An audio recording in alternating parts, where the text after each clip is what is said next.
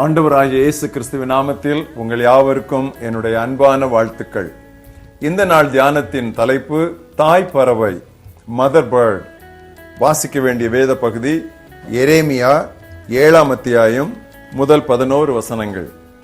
கர்த்தரால் எரேமியாவுக்கு உண்டான வசனம்: நீ கர்த்தருடைய ஆலயத்தின் வாசலிலே நின்று அங்கே கூறி சொல்ல வேண்டிய வசனம் என்னவென்றால், கர்த்தரை பணிந்து கொள்ள இந்த வாசல்களுக்குள்ளே நுழைகிற யூத ஜனங்களாகி நீங்கள் எல்லாரும் கர்த்தருடைய வார்த்தையை கேளுங்கள்.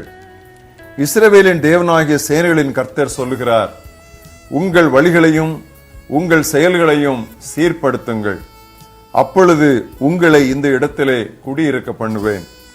கர்த்தரின் ஆலயம், கர்த்தரின் ஆலயம், கர்த்தரின் ஆலயம் இதுவே என்று சொல்லி பொய் வார்த்தைகளை நம்பிக்கொள்ளாதிருங்கள். நீங்கள் உங்கள் வழிகளையும் உங்கள் செயல்களையும் நன்றாய் சீர்படுத்தி, நீங்கள் மனிதனுக்கும் உள்ள வழக்கை நியாயமாய் தீர்த்து, பரதேசியையும் திக்கற்றவனையும் விதவையையும் ஒடுக்காமலும் குற்றமில்லாத இரத்தத்தை இந்த இடத்திலே சிந்தாமலும், உங்களுக்கு கேடு உண்டாக அந்நிய தேவர்களை பின்பற்றாமலும் இருப்பீர்களாகில், அப்பொழுது நான் உங்கள் பிதாக்களுக்கு கொடுத்த தேசமாகிய இந்த இடத்திலே உங்களை சதா காலமும் குடியிருக்க பண்ணுவேன். இதோ ஒன்றுக்கும் உதவாத பொய் வார்த்தைகளை நீங்கள் நம்புகிறீர்கள். நீங்கள் திருடி, கொலை செய்து, விபச்சாரம் பண்ணி, பொய்யாணையிட்டு, பாகாலுக்கு தூபம் காட்டி, நீங்கள் அறியாத அந்நிய தேவர்களை பின்பற்றி, பிற்பாடு வந்து என் நாமம் தரிக்கப்பட்ட இந்த ஆலயத்திலே எனக்கு முன்பாக நின்று இந்த அருவருப்புகளை எல்லாம் செய்கிறதற்காக விடுதலை பெற்றிருக்கிறோம் என்று சொல்லுவீர்களோ, என் நாமம் தரிக்கப்பட்ட இந்த ஆலயம் உங்கள் பார்வைக்கு கள்ளர் குகையாயிற்றோ, இதோ நானும் இதை கண்டேன் என்று கர்த்தர் சொல்லுகிறார். இன்றைய மனப்பாட வசனம் மத்தேயு 23ஆம் அதிகாரம் 37ஆம் வசனம். எருசலேமே, எருசலேமே, கோழி தன் குஞ்சுகளை தன் ரெக்கைக்குள் கூட்டி சேர்ப்பது போல நானும் உன் மக்களை அணைத்துக் கொள்ள எத்தனையோ முறை விரும்பினேன், உனக்கோ விருப்பமில்லை. Oh Jerusalem, Jerusalem, how often I want to gather your children as a hen gathers her chicks under her wings, but you were not willing. இந்த புலம்பலுடன் இயேசு தமது இறுதி பிரசங்கத்தை முடித்தார். தெய்வீக பொறுமையை விளக்கவே கோழியையும் குஞ்சுகளையும் குறித்த ஒப்புமையை அவர் கூறினார். கடவுள் எப்பொழுதுமே ஆத்திரப்படுவதில்லை. அதிலும் சிறப்பாக மனிதரோடு உள்ள தமது ஈடுபாடுகளில் அவர் கிருபை நிறைந்த பொறுமையையே எப்பொழுதும் வெளிக்காட்டுகிறார். அவரது பெயரே ரோமர் 15:6 வாசிக்கிறபடி பொறுமையின் தேவன் என்று இருக்கிறது. நாம் ஒருவருக்கொருவர் பொறுமை இழப்பது போல் கடவுளும் நம்மிடம் பொறுமை இழந்தால் நாம் உயிர் பிழைக்கவே முடியாது. அதே வேளையில் கடவுளுடைய பொறுமையை குறித்து ஏனோ தானோ வென்றும் நாம் இருக்கக்கூடாது. இதோ ஒரு எச்சரிப்பு. ரோமர் 2ஆம் அத்தியாயம் 4ஆம் வசனம். தேவ தயவு நீ குணப்படும்படி உன்னை ஏவுகிறது என்று அறியாமல் அவருடைய தயவு, பொறுமை, நீடிய சாந்தம் இவைகளின் ஐஸ்வர்யத்தை அசட்டை பண்ணுகிறாயோ? எருசலேம் நகர் அழகின் பூரணம், பெர்ஃபெக்ஷன் ஆஃப் பியூட்டி என்றும், அனைத்துலகின் பூரிப்பு, the joy of the whole world என்றும் அழைக்கப்பட்டது. ஆனாலும் அவளுக்கு எதிரிகள் இல்லாத காலமே கிடையாது. யெகோவாவின் செட்டைகளின் கீழ்தான் அவளுக்கு பாதுகாப்பு. அவரது அரவணைப்பின் அன்பில்தான் அவளது செழிப்பு. அவளோ இதையெல்லாம் உதறித்தள்ளும் வகையில் திரு வாக்கினர் மற்றும் திரு ஞானிகள் மூலம் அந்த இறைச்செய்தியை அல்லத்தட்டினாள். அவளது பிரியத்திற்கேற்ப பேசும் தீர்க்கதர்களையும் போதகர்களையும் தனக்காய் குவித்துக் கொண்டாள்.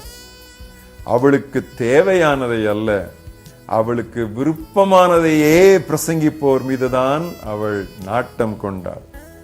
She didn't want to listen to preacher who would preach to her what she needs, but only those who would preach to her what she wants. அவள் கடவுளிடமிருந்து வந்த உண்மையான செய்திகளை வெறுத்ததோடு அல்லாமல் கடவுளின் உத்தம செய்தியாளர்களையும் வெட்டி தள்ளினாள். தூரத்தில் கழுகை பார்த்ததும் கோழி தன் குஞ்சுகளை கூப்பிடும். தாயின் செட்டைகளுக்கு அடியில் ஓடி ஒளிந்து கொள்ளும் குஞ்சுகள் எல்லாம் தப்பிவிடும். மற்றவையோ கழுகைக்கு இரையாகும். தூயாவியானவரின் மெல்லிய குரலுக்கும் உடனுக்குடன் உத்தமமாய் கீழ்ப்படிந்தால்தான் பிரியமானவர்களே நமக்கும் பாதுகாப்பு உண்டு. முன்னெச்சரிப்பு இல்லாத எந்த அபாயத்தையும் நாம் நமது வாழ்வில் சந்திக்க மாட்டோம். கடவுளுக்கு கீழ்ப்படிந்து நடக்க நாம் நம்மை அர்ப்பணித்து விட்டால் அவர் நாம் கொஞ்சம் விலகிச் சென்றாலும் கூட நம்மை தடுத்து நேர்வழி நடக்க செய்வார். எனவேதான் ஏசாயா 30:21 வாசிக்கிறோம், நீங்கள் வலதுபுறமாவது இடதுபுறமாவது விலகிச் சென்றார் வழி இதுவே, இதிலே நடவுங்கள் என்கிற சத்தம் உங்கள் காதுகளுக்கு பின்னாலே கேட்கும். கடவுளுக்கு நேராக நமது காதுகளை கூர்மையாகவும் நமது இதயங்களை மிருதுவாகவும் வைத்துக் கொள்வதாலேயே நாம் சாத்தானை நமது வாழ்க்கையில் நசிக்க போட முடியும். எனவேதான் பவுல் ரோமருக்கு எழுதும் பொழுது கடைசி அத்தியாயம் 16ஆம் அத்தியாயத்திலே 19-20 வசனங்களிலே எப்படி குறிப்பிட்டார், உங்கள் கீழ்ப்படிதல் யாவருக்கும் தெரிய வந்திருக்கிறது. அதான் அர்ப்பணிப்பு, அதுதான் முழுவதும் அர்ப்பணித்த ஒப்பு கொடுத்த கீழ்ப்படிதலான ஒரு வாழ்க்கை. ஆகையால் உங்களை குறித்து நான் சந்தோஷப்படுகிறேன். நீங்கள் நன்மைக்கு ஞானிகளும் தீமைக்கு பேதைகளுமாயிருக்க வேண்டும் என்று விரும்புகிறேன். இப்படி செய்தால் சமாதானத்தின் தேவன் சீக்கிரமாய் சாத்தானை உங்கள் கால்களின் கீழே நசுக்கி போடுவார். இருதயத்தை பிரியமானவர்களே நாம் கடினப்படுத்திக் கொண்டே இருப்போமானால் திடீர் அழிவு வரும். எனவேதான் நீதிமொழிகள் 29:1 வாசிக்கிறோம், அடிக்கடி கடிந்து கொள்ளப்பட்டும் தன் பிடரியை கடினப்படுத்துகிறவன் சகாயமின்றி சடுதியில் நாசமடைவான். அக்கிரமத்தின் பாத்திரம் நிரம்பி வழியும் வரை கடவுள் காத்திருப்பார். அதை நாம் விளையாட்டாய் நினைத்து விடக்கூடாது. தம்பி எசேக்கியா பிரான்சிஸ் அழகான ஒரு பாடல் பாடினார். எருசலேமே கோழி தன் குஞ்சுகளை ஏற்றணைக்கும் ஏக்கத்தின் குரல் கேட்டேன், தாய்ப்பறவை துடித்திடும் பாசம் கண்டேன், தாபரமாய் சிறகினில் தஞ்சமானேன், கனிவான எருசலேமே கனிவான எருசலேமே. என்னை கேட்டுக்கொண்டிருக்கிற பிரியமானவர்களே, இந்த நாளிலே நேரடியாக தேவ சமூகத்திலிருந்து தேவனுடைய வார்த்தையிலிருந்து உங்களுக்கு இதோ மனம் திரும்ப ஒரு அழைப்பு வந்திருக்கிறது. இத்தனை காலமும் நீங்கள் உங்கள் இருதயத்தை கடினப்படுத்தி விட்டீர்கள், போகட்டும். இன்றே உங்களுடைய ரட்சிப்பின் நாள். இன்றே நீங்கள் மனம் திரும்புவதற்காக கர்த்தர் உங்களுக்கு கொடுக்கிற ஒரு வேளை கடைசி தருணமாயிருக்கலாம். உங்கள் இருதயத்தை திறந்து கொடுத்து, ஆண்டவரே, இத்தனை நாட்கள் உம்முடைய வார்த்தைகளை கேட்டு நான் விலகி சென்றேன்.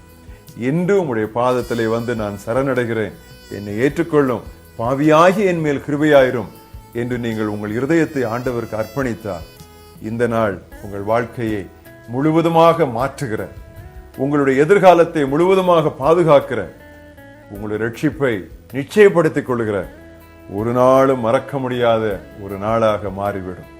அப்படி இந்த நாள் உங்களுக்கு மாற வேண்டும் என்று சொல்லி உங்களுக்காக நான் ஜெபிக்கிறேன். உங்களை நான் ஜெபத்துடன் வாழ்த்துகிறேன். நல்ல ஆண்டவரே, இந்த அருமையான நாளுக்காக நாங்கள் உம்மை ஸ்தோத்திரிக்கிறோம். எருசலேமே எருசலேமே, கோழி தன் குஞ்சுகளை கூட்டிச் சேர்ப்பது போல உன்னை கூட்டிச் சேர்க்க எத்தனையோ முறை நான் மனதாயிருந்தேன், உங்களுக்கோ மனதில்லாமல் போயிற்று என்று ஒரு ஏக்கத்துடன் புலம்பலுடன் ஆண்டவராகிய இயேசு கிறிஸ்து தன்னுடைய இறுதி பிரசங்கத்தை முடித்த அந்த வசனத்தை இன்று நாளிலே தேவரே நாங்கள் தியானிக்க கொடுத்த கிருபைக்காக நாங்கள் உமக்கு நன்றி சொல்கிறோம். நாங்களும் கூட எங்களுடைய வாழ்க்கையிலே இன்னும் ஆண்டவரே உம்முடைய கிருபையையும் உம்முடைய பொறுமையையும் உம்முடைய நிதானத்தையும் உம்முடைய நீடிய பொறுமையையும் ஏனோ தானோ என்று நினைத்து அதை தப்பு கணக்கு போட்டு நாங்கள் கர்த்தாவே எங்களுடைய மனம் திரும்புவதை நாங்கள் தள்ளிக்கொண்டே இருந்தார். இந்த நாளிலே ஆண்டவரே, நீர் எங்களோடு பேசியபடி இனியும் தாமதிக்காமல் காலம் தாழ்த்தாமல் நம்முடைய சமூகத்திலே வந்து சரணடைய எங்கள் ஒவ்வொருவருக்கும் கர்த்தாவே நீர் உதவி செய்ய வேண்டும் என்று நாங்கள் செபிக்கிறோம். எவ்வளவாய் நீர் எங்களை நேசித்ததால் நாங்கள் உம்மை விட்டு விலகி செல்ல செல்ல நீர் எங்கள் பின்னால் வந்து மறுபடியும் நீர் எங்களை பயில் காட்டி அழைக்கிறீரே. உம்மை போல் யாருண்டு? எங்களை நேசிக்க உம்மை போல் யாருண்டு ஆண்டவரே? இந்த நேசத்தை கர்த்தாவே கால்களின் கீழே போட்டு மிதித்து விடாதபடி நேச கரங்கள் எங்களை நோக்கி வெறித்து நீட்டப்பட்டிருக்கும் பொழுது நாங்களும் கரம் நீட்டி ஆண்டவரை உம்முடைய பாதத்தில் வந்து நாங்கள் விழுந்து விட கர்த்தர் எங்களுக்கு உதவி செய்ய வேண்டும் என்று நாங்கள் செபிக்கிறோம். இன்னொரு நாள் எங்களுடைய ரட்சிப்பையும் மனம் திரும்புதலையும் நாங்கள் தள்ளி போட வேண்டாம். இன்றே எங்களுக்கும் எங்கள் குடும்பத்திற்கும் ரட்சிப்பு வந்த நாளாயிருக்கட்டும். இயேசு கிறிஸ்துவின் நாமத்தில் ஜெபிக்கிறோம் எங்கள் ஜீவனுள்ள பிதாவே, ஆமென்.